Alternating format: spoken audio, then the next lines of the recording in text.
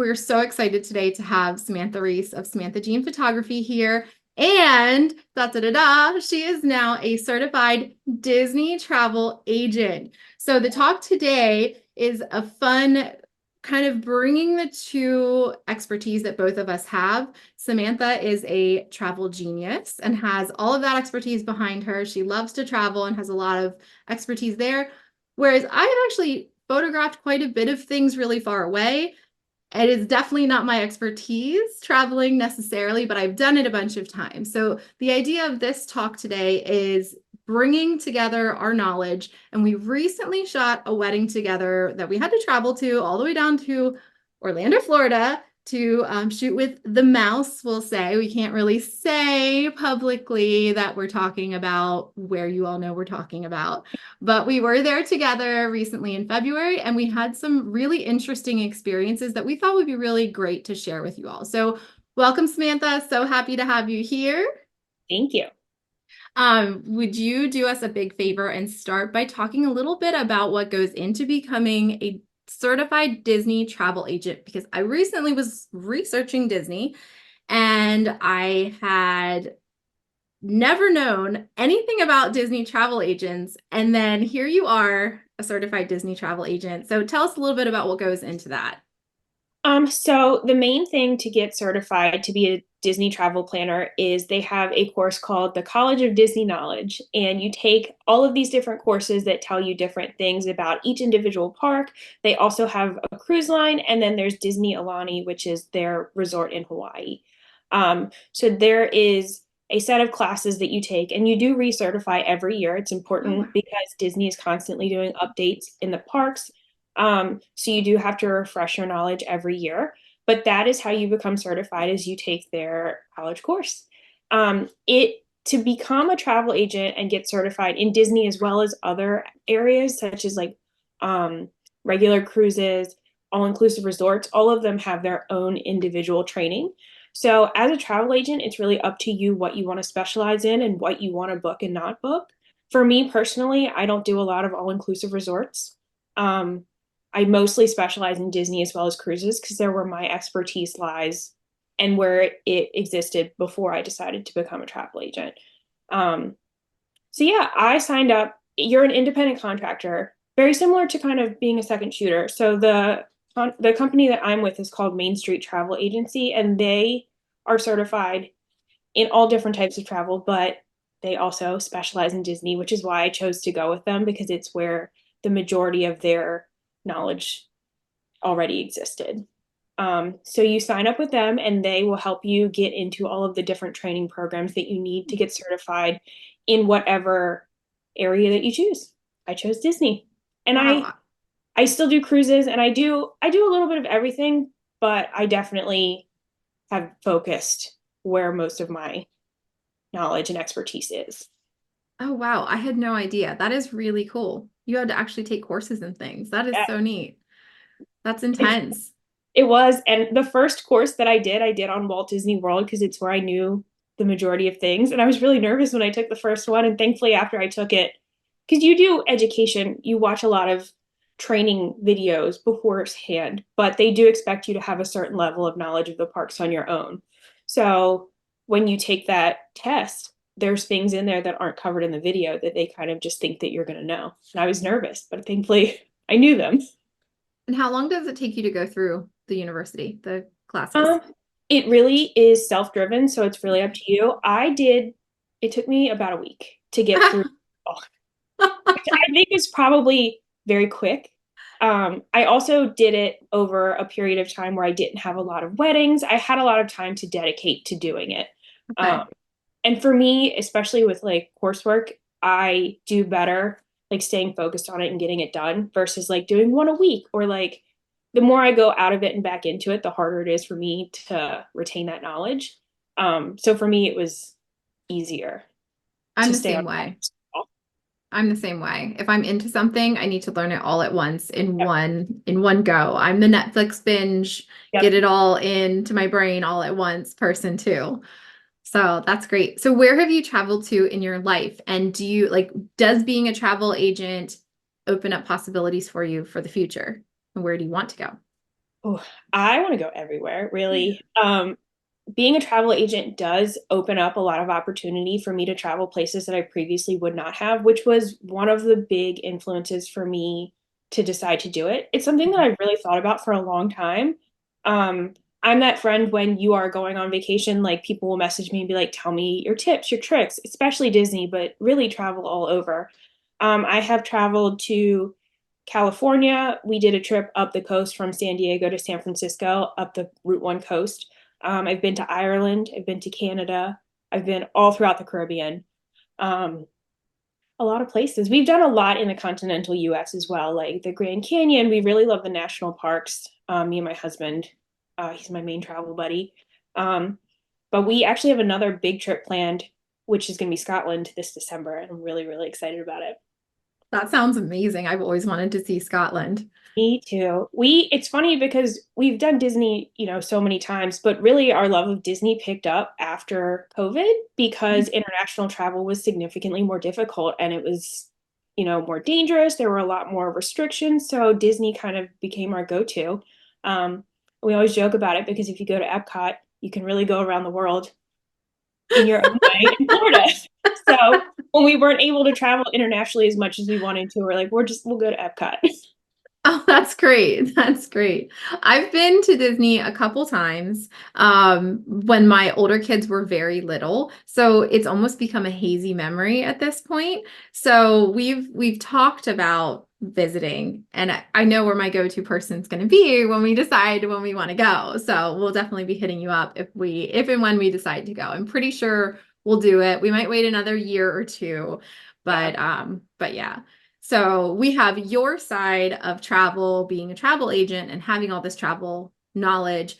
I'm not sure if I mentioned earlier that obviously I feel like it's obvious, but you're also a wedding photographer and Yeah. portrait photographer. So you bring that knowledge with you too. And like I said, we had Samantha came with me on a wedding that was again in Florida with the mouse. We've been talking pretty closely to that here already. So when I knew that I had booked this wedding there, I, of course, went right to Samantha. So Samantha second shoots for me regularly anyway.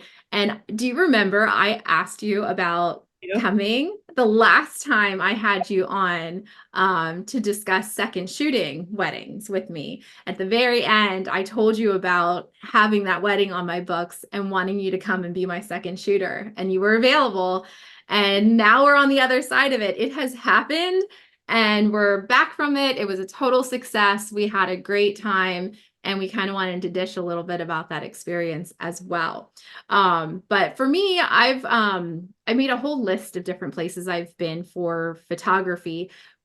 Photography aside, I used to travel a lot when I was younger. When my older boys were very little and right before they were born, I'd been to Ireland, Germany, kind of all over the Caribbean. I did a cruise around the Hawaiian Islands and I've been there 3 times, um, a bunch of places. But as far as photography goes, photography has actually brought me more places than I've actually traveled on my own. I've been to San Diego 3 times for an event that I was shooting every year until COVID happens. I actually shot that event, came home, and then everything shut down. That was February 2020. I shot the last time I shot that event and then came back for it. And it was like, wait, what? The world is ending. So that put a big stop in my travel. So I haven't traveled a whole lot since then. But I've been to Ramona, California, and St. Louis, Missouri, Nashville, Tennessee, Evergreen, Colorado, Ooh. Jacksonville, North Carolina, Durham, North Carolina, and like up and down the East Coast. But it's funny how I don't consider that really traveling that much. Like if you don't have to fly, it doesn't feel like I, it's I not feel the that bad. same because It's being located on like the Maryland Pennsylvania border, I feel like I end up in like DC, Virginia, Philly, Pittsburgh, like even up to New York, and I don't necessarily consider them destination because, like you said, the travel to get there is not quite as intense. And what do you think? Like for me, it's the flight and Mhm. having to coordinate all of the things along the way and packing your gear and all of that stuff, right? But let's go back to the mouse wedding. I kind of want to talk about that before we get into the nitty gritty of travel with our gear and stuff. So that wedding was an interesting story. People ask me all the time, like, how do you book these events? And I think that's a really good way to kind of get into this, because I think everyone has been different as far as the events and the weddings that I've shot traveling wise. But, I think it really comes back to connection for the most part, and just making real human connections with people. So the mouse wedding, I keep wanting to say it, but so the mouse wedding that we did, I had shot an engagement session, not an engagement session, a proposal for a couple who was not from the area. So she lived in Houston, Texas, and I think he lived in Missouri at the time. I could be wrong there. And they were flying home to her dad's place. Her mom lived in Florida, dad lived up here, and she had always liked going to Longwood Gardens as a kid. So the groom definitely wanted to propose on their trip to Longwood. And, they had tickets for a specific day and a specific time and everything. So it was happening then. And mom was feeling really left out of the whole situation and wanted to be part of it. So she Googled, photographers for Longwood Gardens. And I come up pretty regularly when people search that based on SEO tactics of what I used to do back in the day. I don't really do it anymore, but especially since we won't be allowed to shoot there much anymore. Yeah. That's a whole nother story. So she had hired me outside, to shoot this proposal, and she connected me with the groom. We hit it off as far as like the communication. Funny story, the bride found my name in the groom's phone and was like, "Who's this Megan girl?" Uh-oh. And yeah, and she was like, this is really strange for so long. At the proposal, I had, it all worked great. They came in, walked right by me, and I winked as he went by. We had never met before. And, they walked off, and I randomly followed them like a stalker and shot their proposal. And we did a whole proposal or engagement session around Longwood Gardens. It was fantastic. And the bride, after they cried, after the whole thing, she turned and looked and saw me with the camera. And she goes, "That's Megan, isn't it?" And he was like, "Yep, that's Megan." And then at the end, I figured, well, they live so far away. I'm just going to give them some advice on how to find a really great photographer. So I was giving them advice on how to search for photographers, what to look for, to check how they edit their greens and, consistency here and there, and, telltale signs of someone who actually has experience and whatnot. And I sent them on their way. They loved their pictures. And when they finally decided on their venue in Orlando, Florida, they contacted me and said, "We really want you. We love you. We don't feel comfortable with many people, and we really want you." How could I say no to that? I mean, you can't, right? I mean, like, they were just like, Absolutely. "We want you. It doesn't matter what it takes. If you're willing to come down here, we'll make it happen." And I was like so overwhelmed with emotion. Of course, I was like, "Yes, I'll write up a contract." And then it came down to, oh my gosh, what does that even entail? So I figured it was going to be a big deal, but I mean, I wasn't really prepared, to be honest, with everything that we had to deal with along the way. So um, I kind of went into panic mode quickly. I I went to you to kind of for some advice on hotels and things like that. And it was so much information. I Yes. didn't really know what to do as far as how to price the travel. And I think that's just the biggest question of all when it comes to travel photography.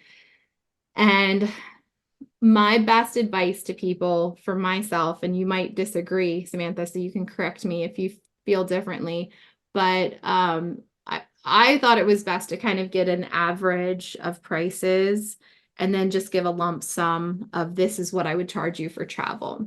And so that's I what I did. Yeah, you would agree with that? So, and that's what I did. They kind of came back and were like, "Well, if there's any way, like, I have all these travel points and we would really like to be able to like put you up in the hotel and this and that and the other thing." And gosh, I just felt so bad. So, I was like, "Well, yes, like if you can write up those numbers and figure it out." And we went back and forth. It took so much time and effort. And then at the end of the day, they just went back to the like, yeah, let's just do a lump sum. Yeah. So, It's hard with Disney too. One of the things that was a real challenge for us while we were there is that it was marathon weekend, which is such a large Disney event. So our pricing for our hotel, even though we stayed in a value resort, was significantly higher than it typically is. And that's because it's such a large event that's taking place at Disney outside of when, their wedding. Um, so that really played a factor in our travel as well. And it's if you're looking at a wedding with the mouse, the time of year is definitely something that you're going to have to factor in when you're pricing your travel. Whereas if you're getting married at a destination somewhere else, that's not always the case. yeah. And you were trying to give me advice on all of those things right from the get-go, and I found it very overwhelming. I kind of stopped planning that wedding pretty quickly and kind of had to bring it back up into my plans later on because it was just so much Yeah. between factoring in the travel. It looks like everything's so close, but will it really be that easy to travel? Do I need a car? Do I not need a car? Will I even be able to park it where we go? And nobody really had some really good answers for me. It's like, well, watch out. You might not be able to park your car because you need to be staying at the hotel.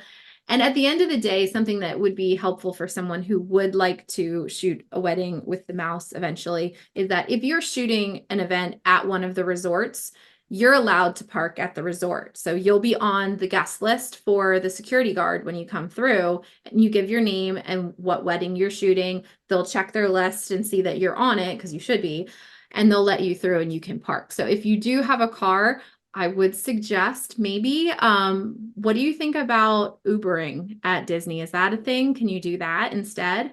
Yes. If so, originally we were going to share a hotel room, which we didn't end up doing. And the room had been in my name. That was where my nerves came in for your car. With you taking your car to the different resorts. I was going to suggest for you originally Ubering. Disney has actually partnered with Lyft and they call them minivans, and they are specific Lyft vans that will take you around Disney property. And it does have an additional cost to it. Disney has transportation that is free, but it can take a while. I would equate it to kind of like taking the subway from like Manhattan to the Bronx, where it's going to get you where you need to go. It's not going to be your most effective when it comes to time. So you really have to plan ahead if you need to be somewhere at a certain time. But I think that a Lyft van is typically worth the cost if you have a time crunch. Okay, that's good to know for the future. I lucked out that my parents had just moved to Tampa, right, like in the months before the wedding. So the original plans that I had and my original travel quote for the couple included flying there the day before the wedding, staying overnight, waking up, shooting the wedding, sleeping the night, going to the airport, and leaving the day before or the day after. And then the couple added on the welcome reception the day before, which was 5 to 7 o'clock. And, I charged appropriately for like shooting just 2 hours and having to be there a whole day in advance. But I figured I was going to be able to fly that morning. And I know that's pushing it. So I would love your feedback on what's really appropriate for that. But I waited to purchase tickets until I don't remember when I actually bought my plane tickets, but maybe you can advise us on the best time to buy plane tickets too after I give this little spiel. Um, but so I couldn't get a flight. There wasn't a flight early enough to fly from Harrisburg into Orlando, get a car, rent a car, and drive, or a Lyft, or an Uber. I couldn't get to the hotel that they were having the welcome reception in time. It wasn't possible. So I realized I was going to have to add on another night of hotel, add on, my flight was going to have to be a different day. And that just makes everything more expensive. Everything compounds once you start adding days because then you're eating out a whole nother day, you're driving around or whatever. So luckily my parents had just bought a house in Tampa. So I flew into Tampa the day before the welcome reception, visited with them. They let me borrow their car, which was so nice of them. They're like, we can ride our bikes to the grocery store. No big deal. I'm like, I love you guys. Thank you. So I got to see their new place and I drove my car from Tampa to Orlando the morning of the welcome reception and it all worked out great. But what would have been a better plan, do you think? Like, So, on average, cost effective wise, the best time to book a continental flight is 6 to 8 weeks beforehand, which I hate because I am a planner, and 6 to 8 weeks beforehand is really stressful, in my opinion. I like to be better prepared than that. Depending on the type of flight that you book. So, like using Southwest as an example, Southwest has a basic fare, and then they have additional fares where if you want to book well in advance, if you book one of the more, they're more expensive, but they also have more benefits to them. And one of the benefits is if your flight price changes and it's cheaper later, they will adjust the cost difference and they oh, will refund you. So for me, one of the things that I'll do if I really want to make sure that I have a flight no matter what, but I don't want to wait that 6 to 8 weeks, I'll book it with the step up with Southwest, and then if the price changes, I'll get reimbursed. I didn't even You realize that was also an have to option. Wow. be you have to be diligent to see if that price changes. They will not do it for you automatically. So Oh, it's something that you have to be keeping an eye on. good to know. Yeah.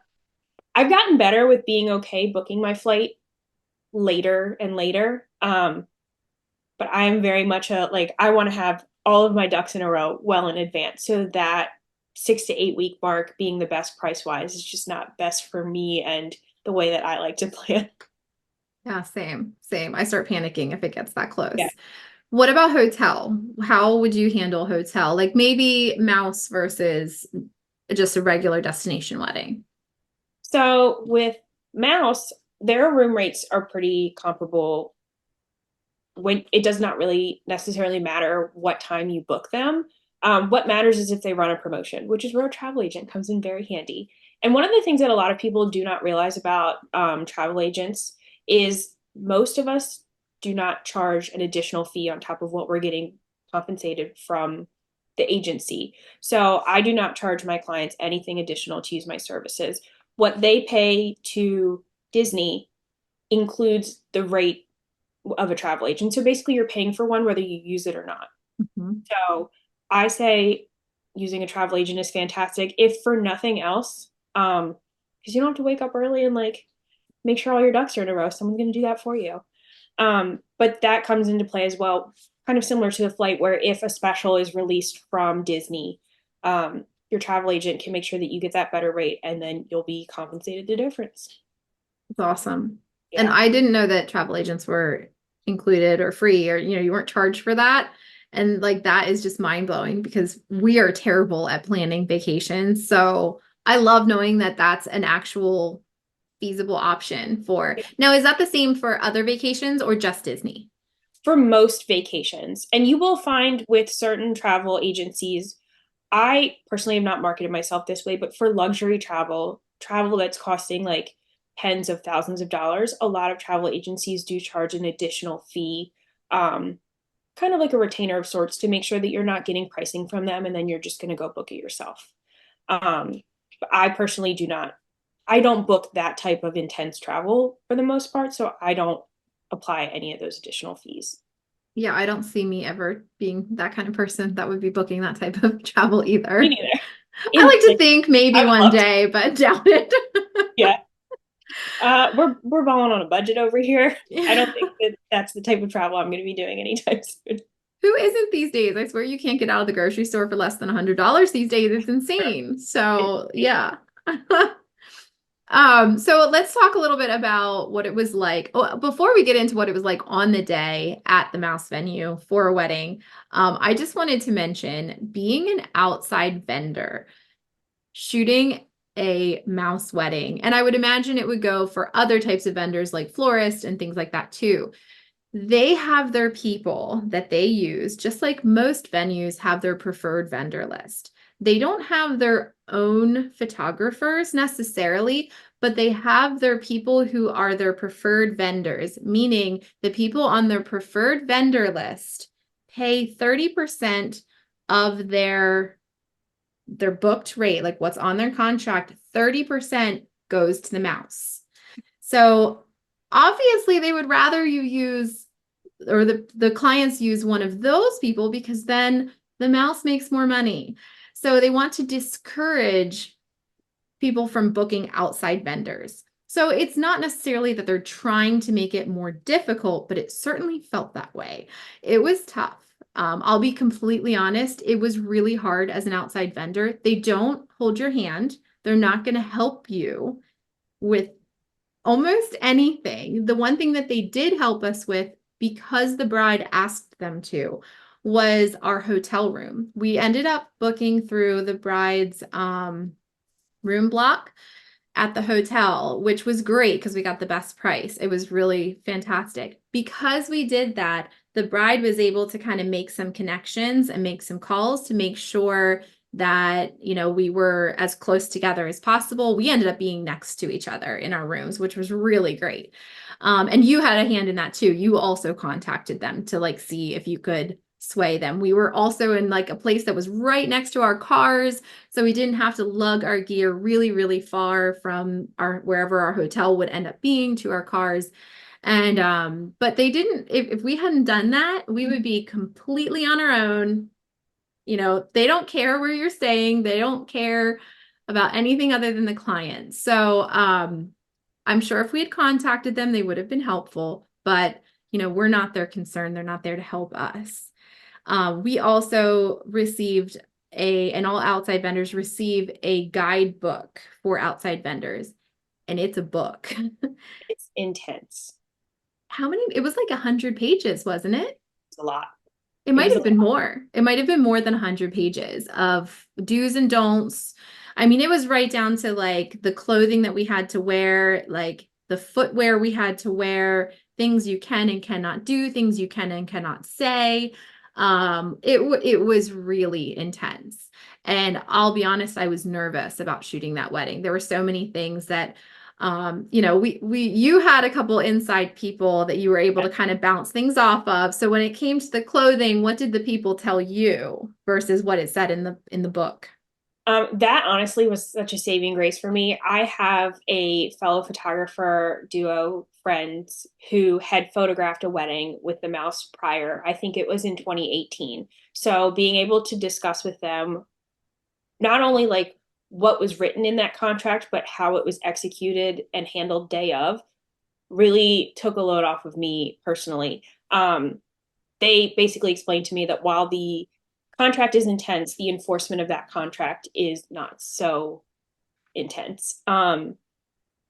My understanding is that they have not updated that guide in quite some time. So a lot of the things that are in it are not applicable anymore. They just have not, it's not a priority for them to take those things out of the contract. I think it's things that they would prefer, but now they're not pushing so hard. I think it said that you can't have any non-natural hair color. Mm-hmm. Um, that is no longer something that they're not going to give you the boot because you have purple hair. Would they prefer that you have a natural hair color? Probably. But I think that's why they have not updated that contract quite as much because it's things that even though they're not pushing for anymore, they still would prefer it. Yeah, definitely. Definitely. We found that the videographers that were there with us on the day, they were my saving grace because I got there. I started shooting before Samantha since I shot the welcome reception the day before. So I got to meet everybody the day before. And then Samantha was there with me on the wedding day. And so I got to meet the videographers the day before. It was at a separate resort from the resort that we shot the wedding at. So that was double the stress for me. I didn't have to just figure out one resort, I had to figure out a second resort. So, and I had to go on my own, which I was terrified about driving on my own too. And of course, it ended up not being a big deal at all. You just put it in your GPS, drive there. They check the security guy checks the list and like, oh, what wedding? Okay, yeah, go right through. And then, parked and went in, and then I'm there. It really wasn't that big of a deal. But the videographers had been texting with me. They were so great. I would like to remember the name of the video. Merrily Married, I think they were. I believe so, yeah. So I just wanted to give a shout out. They were absolutely incredible to work with. So kind, so thoughtful. And I was texting with them. They were prepared to meet me in the lobby, to walk me to the place that we had to be. And they were just so kind and helpful. So that was definitely a saving grace for me that helped me feel comfortable. And they gave me a lot of the inside dish too. So another thing in the contract that you have to sign is a soul crushing thing for a photographer. So I was so excited to have this luxury wedding with the mouse. It was the biggest contract I had ever booked. I had booked a $12,000 contract, and that was so exciting for me. And so in the contract, it says you cannot post pretty much any pictures that depict anything that has to do with the mouse. So anything that is trademarked, that is basically obviously showing that you are at one of the mouse resorts, you're not allowed to post the pictures. And that was like a knife in the heart for me. I was like, wait, what? So I'm going to do all of this work and I'm going to shoot this incredible luxury wedding. They had the Cinderella carriage, which is drawn by 6 white horses. I'm a horse person, and that is like a dream come true for me. And I wasn't going to be able to post it, and I didn't really know what to do. So the first day at the welcome reception, I pulled the videographers to the side. So I was like, so, this contract we signed about the pictures, is that like, am I really not going to be allowed to post any pictures from the wedding other than ones that don't show that we're here? And they were like, well, so do you ever want to come back? And I was like, well, I probably won't, but I know my second shooter probably would like to, right? Wouldn't you? I would do it again. Yes. So, I mean, I wouldn't say that I would never do it again, but it's not like, I feel like I have checked that off the bucket list and it is done. So I'm happy to move on from it. It was an incredible experience, but like, I don't know, that was a lot of stress. And so they were like, well, I mean, honestly, like if you don't plan on coming back, who cares? They're not going to sue you. And I was like, okay, that's really what I needed to know. Like I'm not going to get sued by this big corporation for posting a picture of the carriage that was like in my head, that was like what I really wanted to portray. And they were like, so, yeah, I mean, as long as you don't post the mouse, as long as the mouse or any of the super trademarked characters that are associated with the mouse and are friends with the mouse at the playhouse, they, as long as you don't put one of those in your post, you're pretty good to go. They said if you do, you will probably get a DM that says, or an email that says, please take this down. That's pretty much it. And if you do it regularly, they're probably going to ban you, but they're not going to sue you. So they were like, that's kind of your call. They were like, but when you post, make sure to hashtag, I'm not going to say the first part of it, but mouse weddings. And I was like, wait a minute. They were like, because they'll probably share it. And I was like, what? Like, that doesn't make any sense. They're like, yeah, I know. It's probably some like 15-year-old person or, 18-year-old person, like some teenager who's running social media on the back end. And they don't care. They just want, they just want They content want content. for Instagram or for social media. So they're like, yeah, make sure to use the hashtag. And I was like, how does this compute? I don't understand. They're like, just don't use the characters and you're good. So It's actually funny because I was looking at that particular Instagram, and one of the things that I did notice is that they do really love to reshare images. If you're not a preferred photographer, they will credit you, but they will not tag you. So that was what I had noticed with the difference between them. So they do still want to share what you have taken there. They just don't necessarily want to draw quite as much attention to you. yeah, which makes sense. It all makes sense. So, just so you all know, that's that. So planning wise, I was stressed, but it really wasn't that big of a deal. Samantha was in her absolute prime, like reveling in the all the things, right? Yes. So we get there and I shoot the welcome reception. It went great. It rained, but like the welcome reception was way more relaxed. So it was just like it's from 5 to 7. I got there early and chatted with the people. The people who worked there were so friendly and nice and they joked around and we had a great time. But the wedding day was much different, wouldn't you agree? Yes. It was Yes. it was an intense wedding day for sure. It was probably the most intense wedding day I've ever shot, for Yeah. sure, for a couple reasons. The main reason was their strict adherence to the timeline, which should be a good thing, and it is. I'm happy that they want to stick to the timeline, but like they wouldn't even go early. So if anybody knows me, I like to start the day early and go ahead of things and just create more of a buffer for just in case something happens. We just have more of a buffer, more of a buffer, and then the couple can relax before the ceremony. And what happened, Samantha? They were not willing to do anything a single minute before it was scheduled, except for they did kick us out of the wedding pavilion. They do multiple weddings a day in that ceremony area, and obviously they have to flip the space for each wedding. And we finished early, and they kicked us out because they realized that we were wrapping up when we still had, I want to say, about 15 minutes left. Um, that was probably the thing that frustrated me the most was when Well, they we weren't wrapping up. We were just ready to go outside to to do take their couple outdoor photos. natural light photos. And they were like kicking us out Right, get off the out. property. They were like, you need to leave. And the couple was there too. Yeah, Like they weren't like extra gentle because the couple was there. It was like, nope, you have to leave. The carriage is waiting, so go. yeah, And we basically took their husband and wife portraits on the walk to the carriage.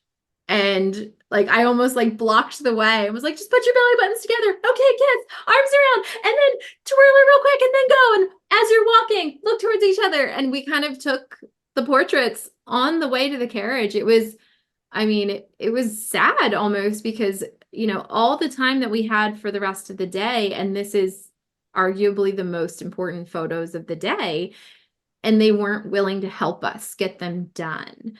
yeah. So do you remember how distraught I was? Yes. We actually really I on a typical wedding day, not with the mouse, I think that I personally am willing to push back with coordinators, planners a little bit more if I know that I have not had ample opportunity to get something done. I was really nervous to do that here, which is not typically something that's like part of my personality. I'm not going to go in and be mean, but I will be firm when I needed to. And I felt really nervous to do that. But I had a moment because we were both kind of panicking about the amount of portraits that you had gotten. And I was able to kind of steal them out for like 5 minutes of time between cocktail hour and reception starting. I had to really push. The coordinator wasn't resistant to the idea. It was more of a like, this wasn't in the plan and we were deviating from the plan. Yes. So she's like, I get why you need to do it and why you want to do it, but we haven't planned for it. I'm like, I 5 minutes. That's all I need. And she, at the end of the day, really said, if the couple is willing to do so, then I'm not going to argue with you. And that really was our saving grace that Kate and Carl knew, hey, we haven't had a lot of time for this. We're willing to do it. Um, Yes, thank goodness. yes.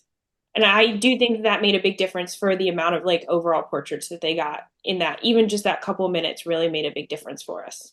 It sure did.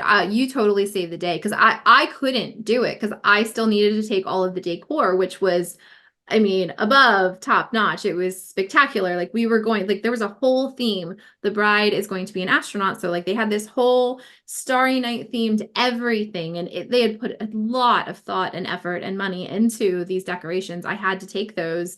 And it was this push pull, and thank goodness I had you there and that you were so, so incredible to be able to work with them in such a professional, uphold what we need, but do it in a nice way. And you managed to get it done, and you got so much content and so many portraits for them in such a short amount of time. I have you to thank for that. So I'm thank you glad that there's again. like no video evidence of me doing that because I'm positive that I looked insane. I was like, do this, do that, do this, do that, do this.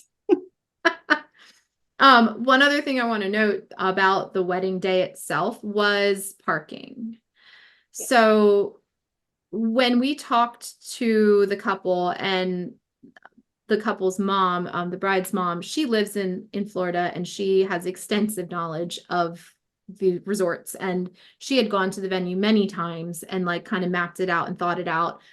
And we had this Zoom talk that, we all got together. You were there too, Samantha, to make sure you were on board with everything. And it was this whole like, well, we have somebody who's willing to like get the car and drive you from here to there and then drive you back if you need to, or you can drive your car and park here, and then you can drive over to the wedding pavilion.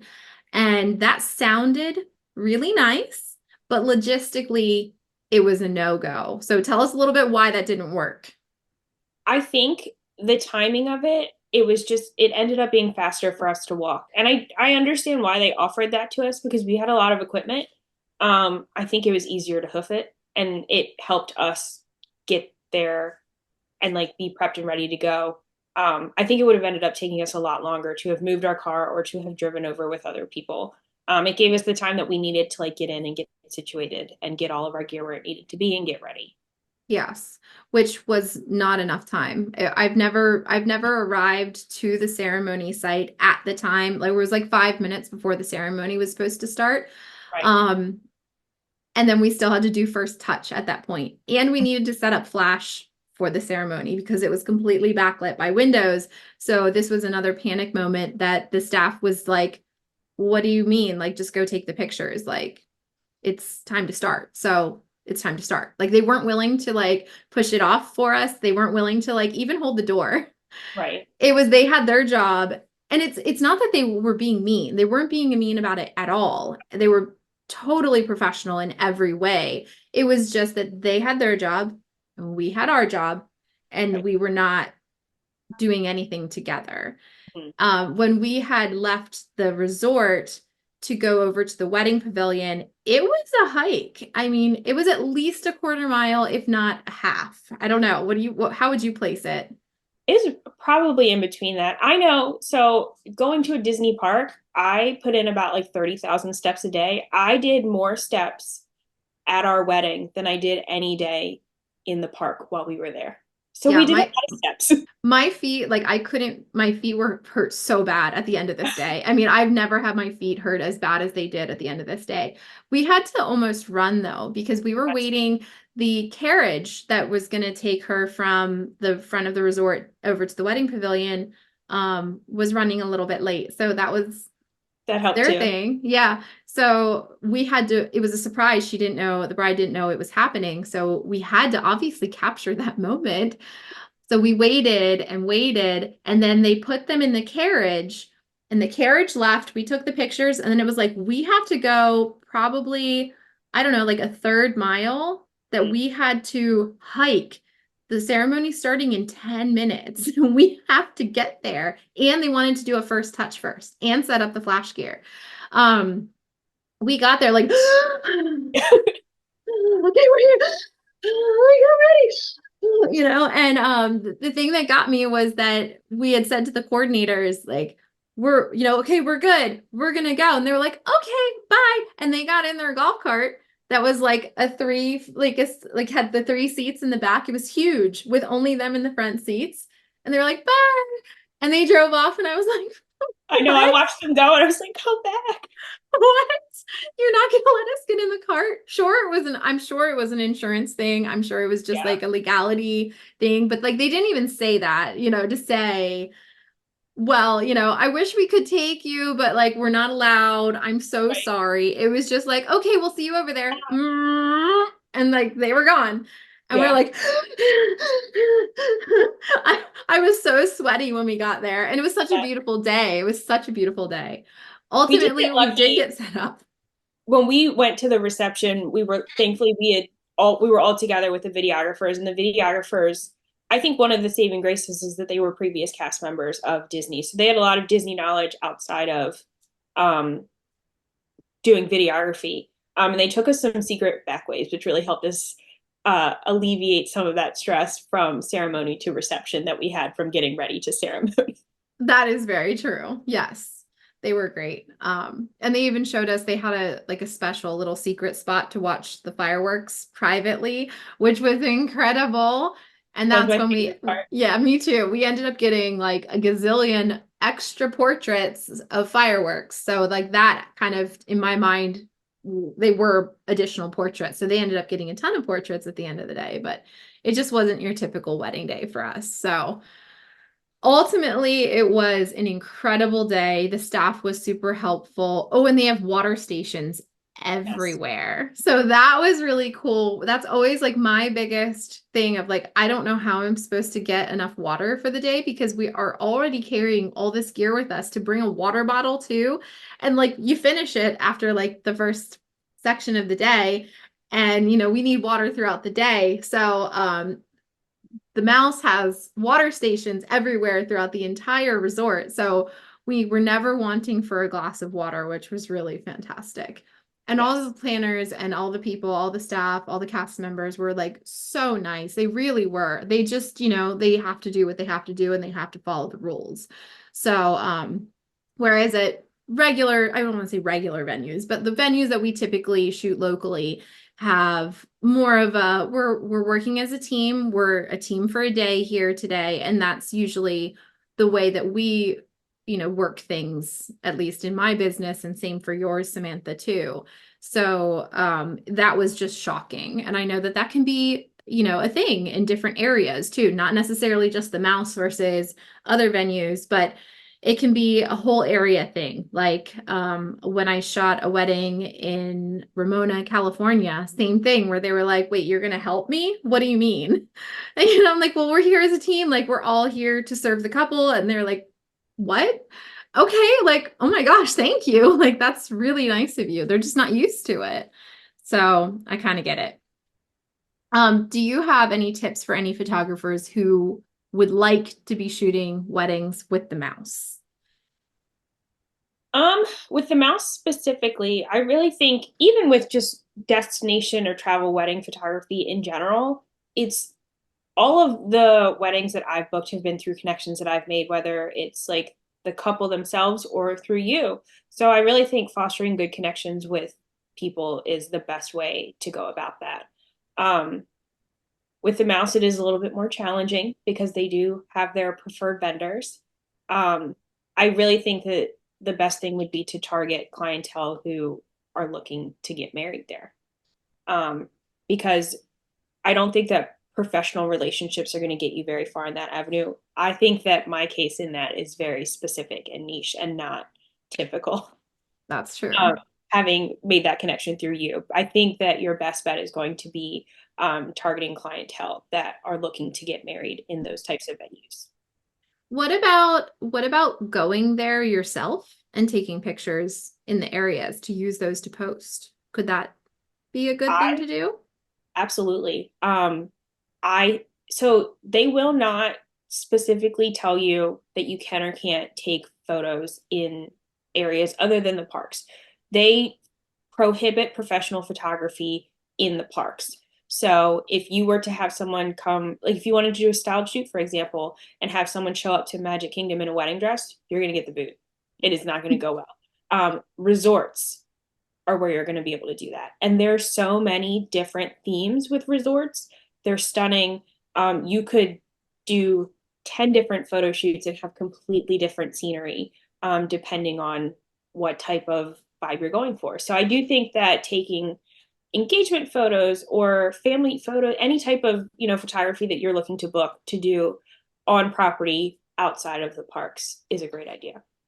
Now, the videographers did say that it's technically not really allowed on the resorts too, but it's not as like they're not going to come and like lead Right. you out by security. I would say So if you're hindering guest experience, it's a problem. But thankfully, a lot of resorts have areas that are not, you're not going to be shooting near like someone's hotel room. The properties are very large for a lot of these places.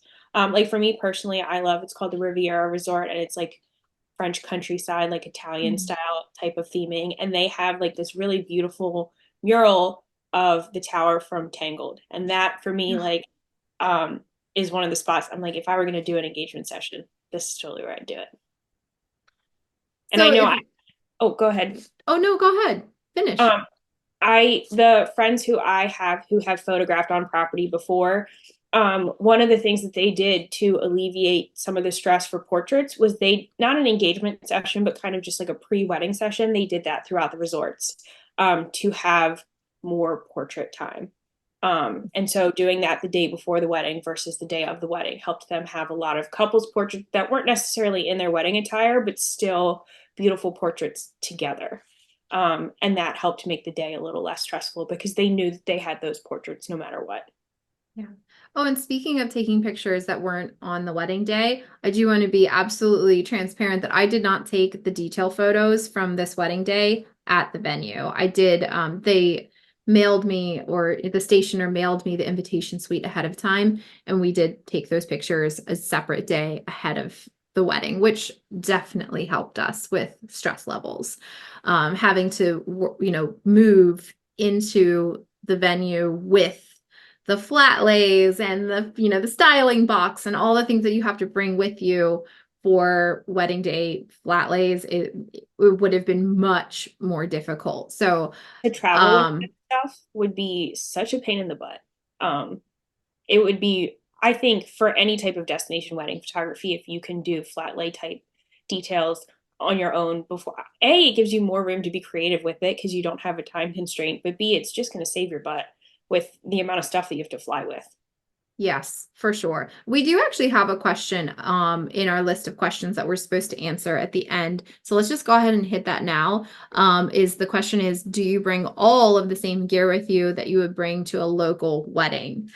Um, no, I not brought quite. most of it, but not Most. all of it. Flat lay stuff for sure. I'm not going to fly with that. I brought less like flash equipment. I personally didn't bring my stands because we that was a conversation that you and I had prior. Um, so you had stands, but I did not. So that helped as well. And I think for most destination weddings, I probably would not travel with stands. I would travel, my flashes have like bases that I can put on them. And while I wouldn't be able to get them up quite as high as I would like to, I can still shoot with multiple flashes without having to travel with so much stuff. Yeah, traveling with those stands is really tough. It's I use the Manfrotto stands, and they have a bag that's Manfrotto, and that was gifted to me by another second shooter. Sandy gave it to me years ago, and I'm so grateful because I use it all the time. It's nice to be able to shoulder that. But it is a pain to travel with because you have to lug that thing around, and you have to keep in mind that if you're traveling by yourself, you need to be able to carry all of your gear for pretty far distances by yourself. So you have to get into the airport with all of your stuff to be able to check the bags. And when you get off the plane, you're going to get all of your stuff and have to walk all the way to wherever the car rental place is, if you're renting a car, and stand in a really long line with all of your stuff until you can get it into the car. That's where Ubering probably would be better than having a car. I just like having a car to be able to go and get snacks, or I stopped at a convenience store and got a case of water, which saved our butts too. Yes, it did. It really did. To have a It case really of did. water was a huge, huge thing. And that's like a $4 thing that literally saved our butts. Um, but yeah, you have to make sure that you're able to carry everything. So I would not, and I did not. I've shot, one of the weddings in California. I did not bring my flat lay stuff. I did a little flat lay on the bedspread, which is definitely not my ideal. It is not what I suggest doing, but you kind of have to do what you have to do. It's just, I had stuffed a ring box and a couple little things in with other stuff just to have it. But I mean, it was definitely a pain in the butt to do. So, I did not travel then with my macro lens because I did the detail photos. I wasn't going to take ring shots. It's a huge heavy lens to travel with that one lens for those 4 pictures. So, we did a little bit more of the ring on on his shoulder, on her hand, versus what I would normally do with the macro lens. That's just going to happen. But I did bring all the other lenses that I have. I didn't want to be without something for such an important day. Me too. I brought my camera bag and all the things. Just keep in mind when you're flying, they do, there's limitations to what you can pack in your checked baggage. All the lithium batteries have to go in your carry-on. And one thing that I thought through, thankfully ahead of time, is I had my camera bag, like my messenger bag.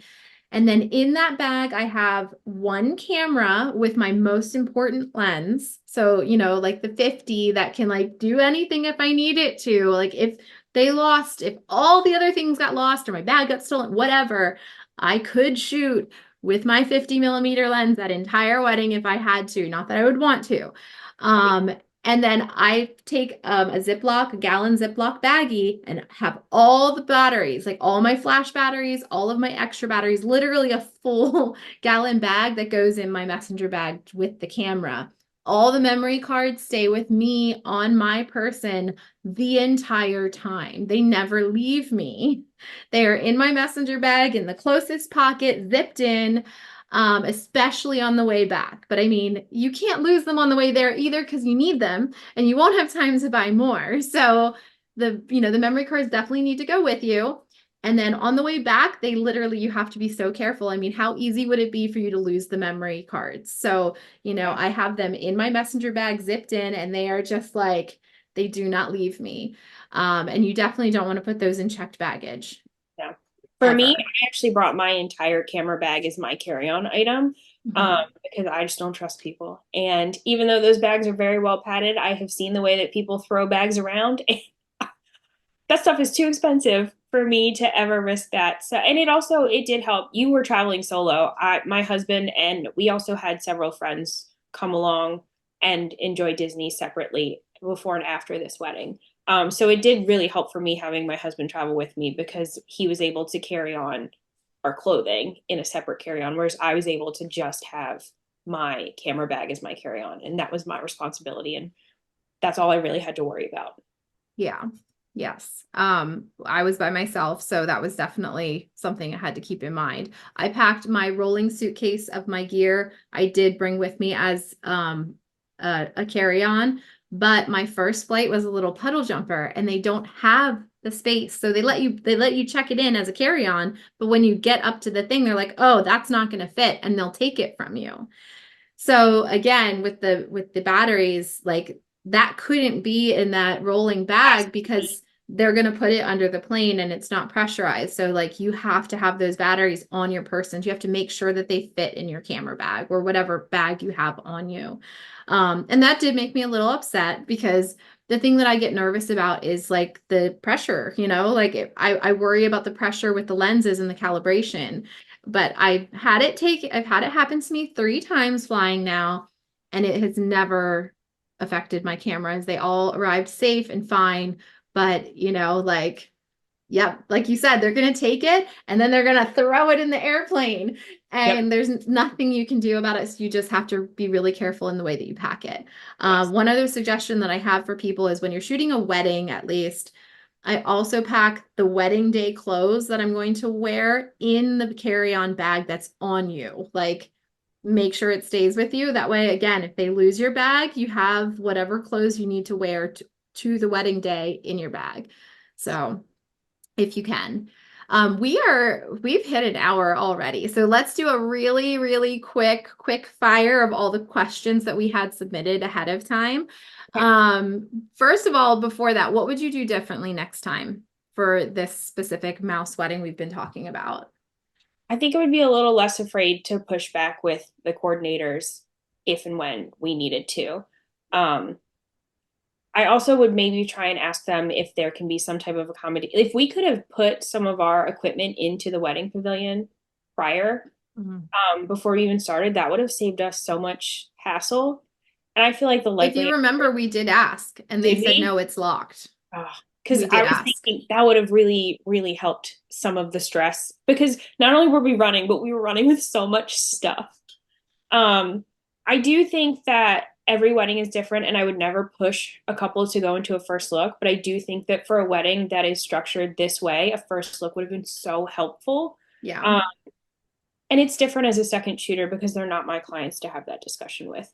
Um, Yes, and they were a total no-go. I mean, it was just very important to them. right. So And that's absolutely it is valid. what it is, it Right. is what it is. So Um, yeah, I think other than that, I I think that for being there for the first time together that we handled it very well.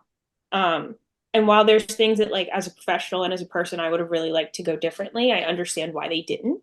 Um, and I understand that I have limitations in the way that I can change those things. So I overall think that we handled it very, very well. Um, and I don't know if there's anything that we did on our end that I would really change much. I agree. I agree. Okay, quick hits here. The first question was some advice on charging or not charging for travel. Like, I think that question is meaning, if I understand it correctly, meaning like, do you just make your prices expensive enough that it like covers travel? So like it's just part of what you offer. Um, it says plane tickets, hotel accommodations vary wildly depending on where you're going to and what time of year. Should it be included in your base price? Quote each inquiry separately or like use a formula. So, thoughts on that? I think that your wedding pricing should be what it is, and then you should quote travel as needed. Because if you're traveling 4 hours away versus 12 hours away, that pricing is going to be different.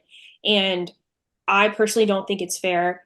Like, say you decide to just charge the higher end pricing to everyone, that's really kind of unfair to the couple who's not getting married quite as far away. So for me, I quote travel on an individual basis.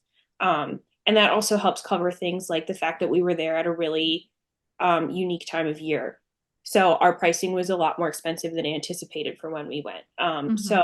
pricing separately for each inquiry, I think, can help accommodate those different scenarios. Yeah, that's great. Thank you. When should you purchase all the flight car? We already hit that. So should you buy travel insurance? I go back and forth on this one. Your personal insurance, your should cover like your equipment and things like that in the event that you were to check your bag and your equipment gets lost. Travel insurance specifically is meant to cover things like your flight gets canceled and then you have to pay a huge premium to get on another flight, or you have an emergency and you're not able to travel. So I really think that that is probably case by case for each person. Um, for me, I think we actually talked about this a little bit. For me, I like to travel 2 days prior to an event because I have anxiety and that just makes me feel better. I think it can absolutely be done the day before. For me, it makes me feel better. And I would not necessarily charge my clients for that extra day if it's for my own peace of mind. So I don't know if I would personally buy travel insurance specific to this type of photography because I would try and make accommodations separately. And I would not be likely canceling that type of travel, um, knock on wood. Yeah, that's a great answer. Um, let's see. I think the So next one you just answered it. How many days in advance to the event? So yeah, you just should you travel to the destination? You just answered that one. And then we answered, do you bring all of your same gear with you? Um, did you and Samantha travel together on your trip to Florida? we did not. We traveled separately. Yep. And for several different reasons. I have traveled with people to one of the San Diego conferences. I traveled with the makeup artist, but the hair artist flew separately. We wanted to go together. So we added on that service so that we could all go together. But we kind of did it together, but she came later. So it's fun to travel together, but when you're all on the same flight, it also gives like there's more of a chance, just like driving together. If you drive together to a wedding, if the one car breaks down, none of you are getting there. If you're on separate flights or you're in separate cars and one of the cars breaks down, at least one of you is probably getting there. So that's almost how I feel about flying too, I, unless again, you're going like the 2 days in advance. So if you're going the day before, I mean, there's only so many flights that are going to get people there, so that's limiting too. But it's like um, the royal family flies that way where none of the royals are allowed to be in the same plane for that reason. Like if you're in line to the throne, not that we're royalty, but like I see it the same way that it's a safety thing. And the other reason that we did that, which I think is the next question, is did you turn this into a vacation while you were there? And I personally did, because I love Disney. I have an annual pass, which means that I've basically prepaid for my tickets to the park for the year. So I can go to the park anytime. within that calendar year. So I like to make sure that that money was well spent and I go into the parks as much as possible. Yes, and I did not. So for lots of reasons, I went back and forth a lot. Originally, when I booked the wedding, my husband and I got really excited and we're like, this will be the Christmas present for the kids. We're gonna take them to Disney and we're gonna do this whole thing. And like, why would we not? You know, Megan's flight's already taken care of then, and the hotel for 2 nights. And then I really started panicking over all the things. I don't want to say panicking, but I started really worrying. I got anxious about getting there, how much gear I have to bring. And I know when I go into work mode, I'm in work mode. And I am not the same person when I'm in work mode than I am as being mommy Megan. So, you know, I would not be able to be a good mom getting there and getting to the wedding. And then, like, do you vacation first? Or do you vacation afterwards? Because if you vacation first, that's great because then after the wedding, you can just go home and get working on the images. But then I'll be tired from the vacation. So then, like, well, maybe we should do it the other way where I shoot the wedding first and then go on vacation. But then, like, how do I get a sneak peek out to them? Like, within, you know, then they won't get a sneak peek for another week, and that's too much. It's Right. too long. So I started stressing about all these things. And then I realized, well, how expensive the tickets were to get into the parks. And it would be for any vacation, you know, like they're going to go and do something really fun while you are shooting the wedding. And I don't want to miss it. I didn't want to miss it. I didn't want to spend all that money on tickets to the park and then like I don't get to go for a whole day. Right. So I kind of pulled the plug. I think my whole family was pretty upset about it, but I needed it to be work and I needed to stay focused. So Yeah. um, I think that that was the right call because as a travel agent, not as a photographer, that is not a time of year that I would recommend for any families to visit Disney unless you are specifically running the marathon. So when we were pricing it out, it was rough. So I think that that made that for me, if I were the one making that decision, just looking at that pricing compared to what I know that it can be would have been a deal breaker as well. Yeah, Um, I remember like looking at the numbers and just being like, this is doing it budget. yeah, And I don't think we could have done it for less than 10 grand. it I was think it was close. It was somewhere around there. And I was just like, and if we go, like, I want to be able to do some special fun things. Like, I don't want to do it completely budget. So, ah, I think though, like for me, I went with my husband and we also have like a group of friends that traveled with us and they came as well. I do think that it was a little difficult for me to like I told them going into it, my priority is this wedding, no matter what, and anything that I get to do with you guys in the parks, out of the parks, is just icing on the cake. But I did have a few moments where I felt like pulled in multiple directions. mm, And that was probably more like my own personal, like, I want to do all the fun things and like be able to spend time with everyone. But I think if I were to do another wedding with the mouse, I would either only let my husband come or I would do it by myself.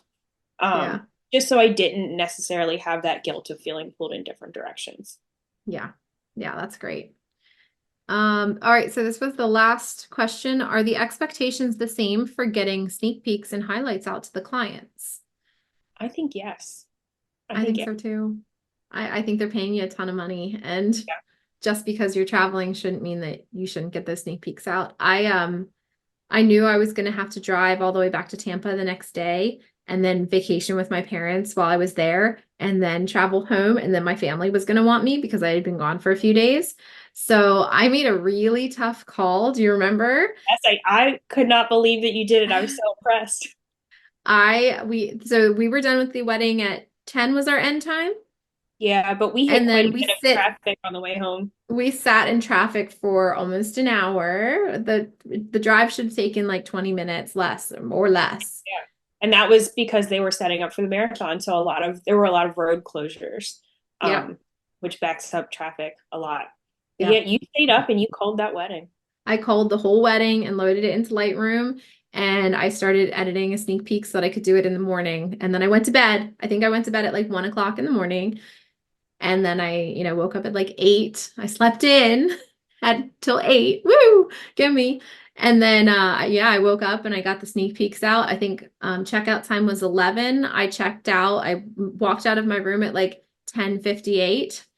to go on the drive, like with a sneak peek already on Instagram and Facebook. And then I went to my parents' house so I could Yeah. just focus on that. And then it was all loaded on my computer so I could work on it on the plane. So I was editing on the whole trip back. So I ended up being totally finished with that wedding in almost a week, which is fast for me. So Yeah, I think yeah. getting those sneak peeks out for me, I that's one of my selling points when I have consultations with couples is that I do my sneak peek within 48 hours, like unless there's some crazy extenuating circumstance. And for me, traveling is not a crazy extenuating circumstance. I think with your laptop, that's still something that can be very doable. But that's also something you have to consider. Like you have to travel with your laptop then. I do not like traveling with my laptop, but I mean, it just has to happen. So, well, thank you, Samantha, so much for taking the time. This was so fun to kind of rethink through that wedding. I mean, as much as we talked a lot about some of the difficult parts of it, it was such an incredible experience. And our couple was just amazing. They're Their whole incredible people. I know. their whole family, but also you could really tell like how bonded they were with you and how having you there really I think made their whole experience so much better than it could have been. Well, thank you. That means a lot. But yeah, they're very grateful and they're just wonderful people. So I'm glad that you could share in that experience with us too. I love having you as my second shooter sometimes. So, well, enjoy the rest of your day. And again, thank you so much for all the time. We went way over and I really appreciate your time. Yeah, of course. All Anytime. right, I'll see you soon. Bye.